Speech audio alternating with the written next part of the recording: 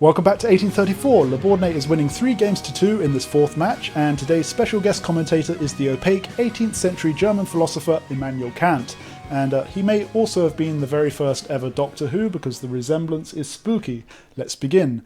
e4, e5 from McDonnell, knight to f3, knight to c6, bishop to c4, bishop to c5, and now Le Bourdonnais goes for the Evans Gambit with b4, and Kant comments. He says, "The act of taking possession as being at its beginning the physical appropriation of a corporeal thing in space can accord with the law of the external freedom of all under no other condition than that of its priority in respect of time." I think he means all gentlemen must accept a gambit, and McDonnell accepts. Le Bourdonnais plays c3, trying to chase away the bishop. In recent games we've seen it go back to d6 or e7, but all the way back in game number 2 we saw Le Bourdonnais as black play it back to a5, and here McDonnell does the same. Le Bourdonnais did actually lose that game, so I hope McDonnell knows what he's doing. And we continue as in that game for a few moves. We have castles, d6, and then d4. Now, in that game, Le Bourdonnais as black played his bishop back to b6, and Paul Morphy, remember him? He commented, "Black should have captured the pawn with pawn before moving the bishop to b6. And McDonnell is listening, as this is exactly what he does. We have an exchange of pawns in the middle, and then bishop to b6. Le Bourdonnais continues with bishop to b2. We have knight to f6, attacking the undefended central pawn, but also making space for castling. Maybe Le Bourdonnais should think about defending this pawn, but first he pushes d5 to attack the knight. So the knight comes all the way out to the rim and threatens the bishop in turn, so the bishop retreats and finally defends the central pawn. McDonnell calmly castles. We have h3, and McDonnell decides to balance his knights by bringing his other one to the 5th rank on the rim as well. Le Bourdonnais plays queen to d2, and here McDonnell goes for a typical Mad Mac move. Can you guess what it is? It is, of course, f5. And we have knight to c3 from Le Bourdonnais continuing to develop, and McDonnell, of course, continues pushing the f-pawn. Now, perhaps he would have done better to take the pawn here, because having pushed it, you can see that Le Bourdonnais' pawn majority in the centre could end up being dangerous for him. This one here may very well end up being a passed pawn. But okay, he did push f4, and we continue with rook on f to e1. This adds some weight behind the central pawn, so maybe McDonnell should bring his rook across as well to balance it out, but instead he plays a6. And here Kant comments. He says, "Le Bourdonnais could cause more problems with knight to a4. For example, if the king moves aside here, you capture the bishop, the pawn captures back, and now these two central pawns are looking stronger than ever before. Or if perhaps c6 in this position, you capture the bishop, the queen captures back, simply bishop to c3, and now the knight has nowhere to go. After all, the proposition expressing the possibility of the possession of a thing after abstraction of all the conditions of empirical possession in space and time goes beyond these limiting conditions." But Le Bourdonnais is French, he has no idea what the German is going on about, and so instead of knight to a4, he pushes e5. Now McDonnell doesn't want to capture the pawn in the centre here, because after the rook captures back, Le Bourdonnais is threatening the knight on the rim, and he'll end up having a chance to double up his rooks along the open e-file. So instead of capturing here, McDonnell plays his bishop to f5, and Le Bourdonnais simply pushes e6, and now he's got a passed pawn, which seemed inevitable.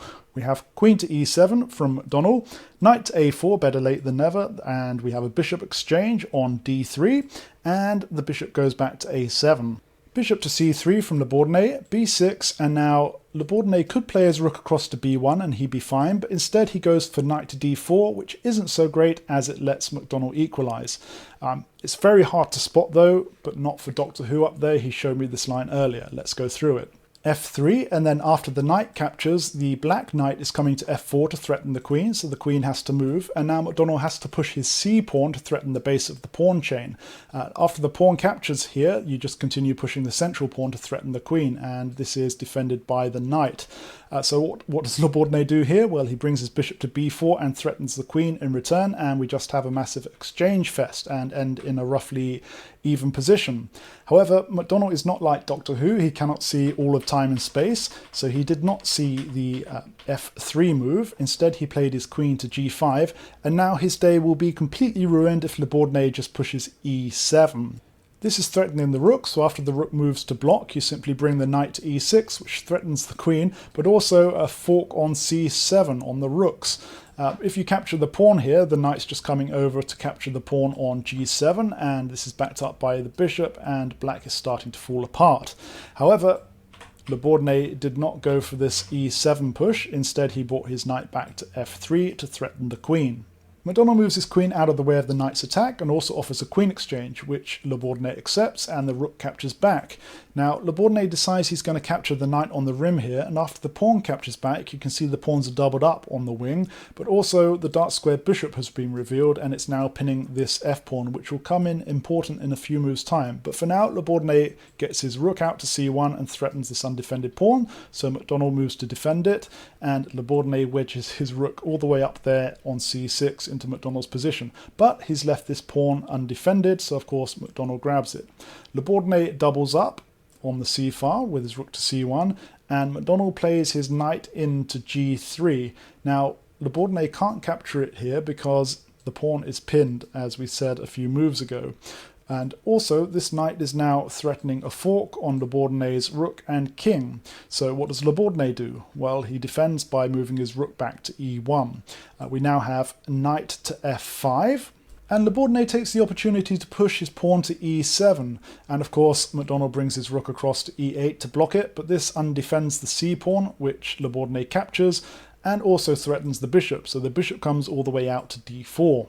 Bourdonnais continues to pile on the pressure with knight to g5, and perhaps the best move here for McDonnell would be to move his rook across to e5 and get between this rook and the pawn, but instead he played h6, trying to chase away the knight, and Bourdonnais simply played rook to c8, and now McDonnell is in a whole heap of trouble.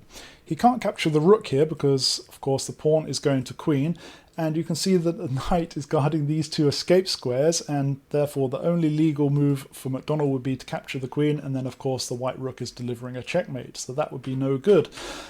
So what does he do instead? Well, he just captures the knight here and gives up the rook. This is of course check again, but because the white knight's no longer here guarding the escape squares, the king is able to move. But Bourdonnais just jumps straight in with his rook to h8 and gives it up, but he gets a queen in return for his troubles, and it's check again. So the king moves to h7 again, the queen moves to f7, and this is threatening the black rook, so the black rook backs off, but Bourdonnais brings his white rook now up to e6, and from here it's inevitable that McDonnell is rapidly going to lose all of his pieces. For example, his best move is probably rook to e5, but then you're going to get checked with the queen, the king's going to move, and then you're going to lose the rook, the bishop's going to capture the rook, and the queen's going to capture the knight, and you're just completely losing. So if we go back to this position here, it was here that McDonnell saw it was a lost cause and he resigned the game. Bourdonnais is now winning 4 games to 2. He only needs to win 2 more games in this 4th match. So well done to him, and thank you very much to Kant, even though I hate reading his books, and I'll see you again next time.